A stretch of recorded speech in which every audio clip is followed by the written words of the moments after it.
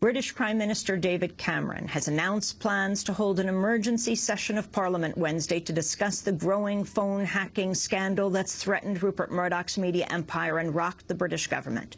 Cameron's call comes one day after Britain's top police official, the Commissioner of the Metropolitan Police Service, resigned yesterday amid the phone hacking scandal. I have this afternoon informed the Palace, Home Secretary and the Mayor of my intention to resign as Commissioner of the Metropolitan Police Service. I've taken this decision as a consequence of the ongoing speculation and accusations relating to the Met's links with News International at a senior level, and in particular in relation to Mr Neil Wallace, who, as you know, was arrested in connection with Operation Wheating last week. That was the Commissioner of the Metropolitan Police in London, Sir Paul Stephenson, Britain's highest-ranking police official, the head of Scotland Yard. His resignation came just hours after the arrest of one of media baron Rupert Murdoch's most trusted deputies, Rebekah Brooks. Brooks, who was chief executive of Rupert Murdoch's British newspaper division, was later released on bail. She admitted to paying police for information as early as 2003. While testifying before a select committee of members of Parliament in the UK, along with Andy Coulson. Can I not just ask whether they ever pay the police? Sorry? It's just the one element of whether you ever pay the police for information. Yeah. We have paid the police for information in the past, and it's been... And will you do it in the future? It depends on... We operate within the code and within the law, and if there's a clear public interest, then the same holds for private detectives, for subterfuge, for video bags, whatever you want to talk about. It's illegal for police officers to receive payments. No, we don't. As I said, within the law. That was Rebekah Brooks and Andy Coulson, then of News of the World in 2003, responding to a question from Labour MP Chris Bryant. Coulson was arrested earlier this month. He's the former spokesperson for the British Prime Minister, David Cameron. The expanding scandal is raising numerous questions about the future of Murdoch's media empire. In a move that surprised many, Murdoch's longtime ally and friend Les Hinton resigned late on Friday. Hinton had worked for the tycoon for 52 years and was chair of Dow Jones and the publisher of the Wall Street Journal. Pressure is growing to investigate Rupert Murdoch's holdings here in the United States. The FBI has confirmed it's launched a probe into allegations. News Corp. To discuss this further, we're joined by two guests.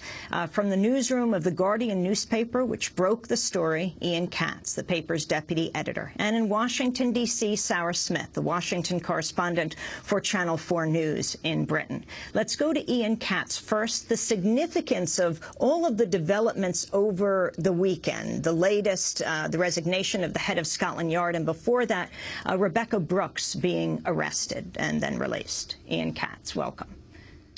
Hello, good morning.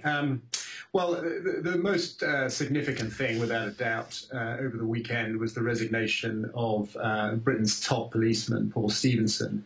And it wasn't just the fact that he resigned. I think a lot of people had been expecting that, at least to come soon. What was most striking was that in resigning, he pretty much fired a shot straight at David Cameron by saying that he had been unable properly to discuss the investigation with the Prime Minister because the Prime Minister employed this chap, Andy Coulson, who was the editor of the News of the World at the time that a lot of this hacking was taking place.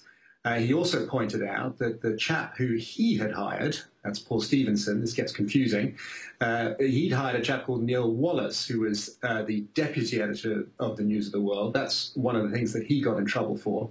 But he pointed out rather tartly that Neil Wallace had not resigned because of hacking, whereas Andy Coulson, the Prime Minister's Director of Communications, had resigned because of hacking. So he pretty forcefully turned the fire back on the Prime Minister, and it's going to be very interesting to see what Paul Stephenson says tomorrow when he comes before MPs. Now, also tomorrow, the Murdochs will be testifying, along with Rebekah Brooks, or at least that's what we know at this point. On Tuesday, Rupert Murdoch, his son James, and Rebekah Katz. Can you talk about the significance of this? I hope that was Rebekah Brooks, not Rebekah Katz. Rebekah Brooks. Well, it's a monumental day. I've been scratching my head trying to think of comparisons of any event similar in the UK. None of us can think of that. We're reduced to thinking of the biggest pop concerts that have been in London in the last 50 years. It is simply the most dramatic event, I think, in Parliament in perhaps decades.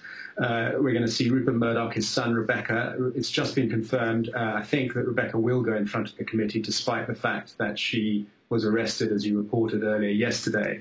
And this is just going to be an extraordinary encounter in which the man who until 2 weeks ago was probably the most powerful media figure in the world is going to have to explain how this monumental scandal and cover-up unfolded on his watch, supposedly without him knowing about it.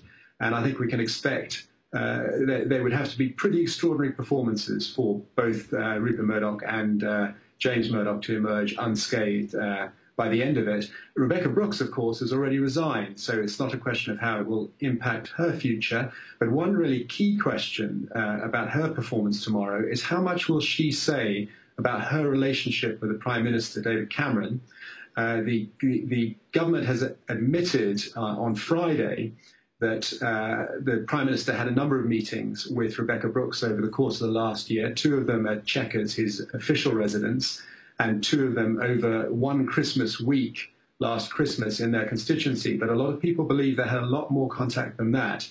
And now that Rebecca Brooks is one of the most sort of tainted figures on the British media scene, that's going to start to create some very difficult questions for the Prime Minister. And the significance of the Prime Minister, Ian Katz, calling for an emergency session of the British Parliament Wednesday?